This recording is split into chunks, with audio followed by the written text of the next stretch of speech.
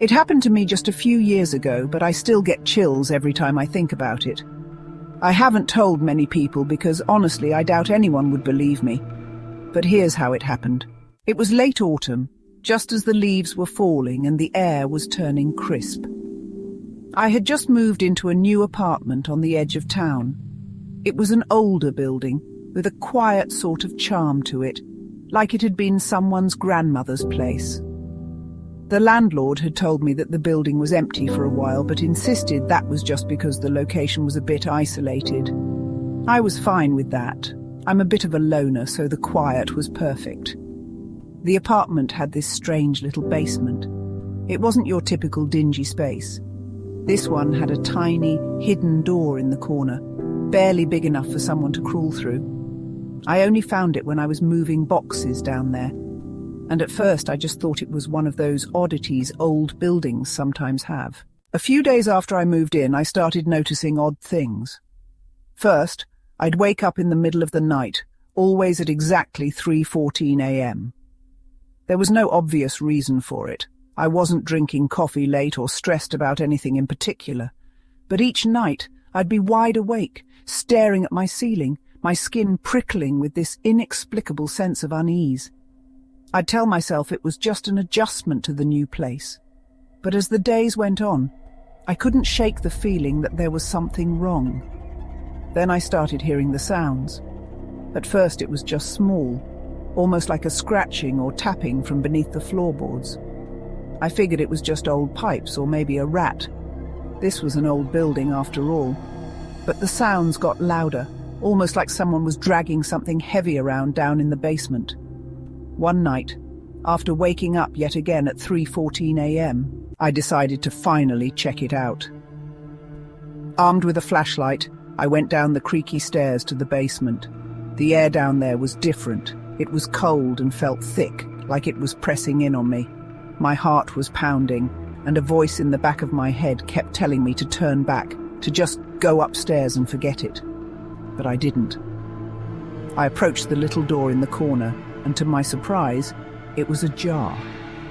I knew for a fact I hadn't touched it since I moved in. I knelt down and shined my flashlight through the crack, but all I could see was pitch black. I pushed the door open, and a gust of cold, stale air rushed out. There was an awful smell, like something had been rotting in there for years. Against every bit of common sense, I crawled inside. The space was small, more of a crawl space than a room, and the smell only got worse as I went further in. The walls were damp, and I could feel something wet dripping from the ceiling, landing on my arm and sending chills up my spine. I kept moving forward, my flashlight revealing nothing but more darkness ahead. And then I heard it. A voice. It was soft, almost like a whisper, but clear as day. It said my name, Diana. I froze, my heart thundering so hard it hurt. I shined the flashlight around, desperate to see where the voice was coming from. But there was nothing, just me, alone in the crawl space. Then, out of the corner of my eye, I saw something move. I whipped around, but there was nothing there. Diana. The voice was louder now, closer. I backed up, crawling as fast as I could, desperate to get out of there. But the darkness seemed to be closing in, like it was swallowing the light from my flashlight. I was almost to the door when I felt a hand, a cold, bony hand, grip my ankle. I screamed and kicked, but it held tight, pulling me back. I twisted around, and for just a split second, my flashlight illuminated a face. It was pale, gaunt, with hollow eyes that seemed to stare straight through me. Its mouth was open in a silent scream, like it was trapped in some endless horror. Somehow, I managed to wrench free and scramble out of the crawl space. I slammed the tiny door shut behind me and stumbled back up the stairs, my whole body shaking. I didn't sleep at all that night.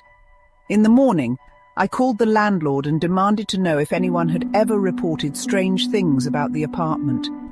He hesitated before finally telling me the truth. Years ago, a woman had lived there. She'd been reclusive, rarely seen by neighbors, and one day she simply disappeared.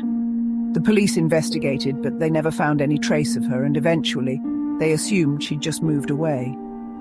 But according to the landlord, every tenant since then had reported strange occurrences. Sounds in the night, objects moving, that feeling of being watched.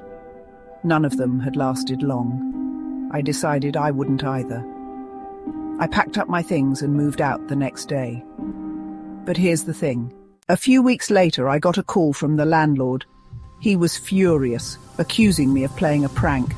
When I asked him what he meant, he told me he'd gone to check the apartment after I left. The place was trashed, with deep scratches covering the walls, and the tiny door in the basement was wide open. Worst of all, there was a single word scrawled on the floor in what looked like ash or soot. My name. Diana.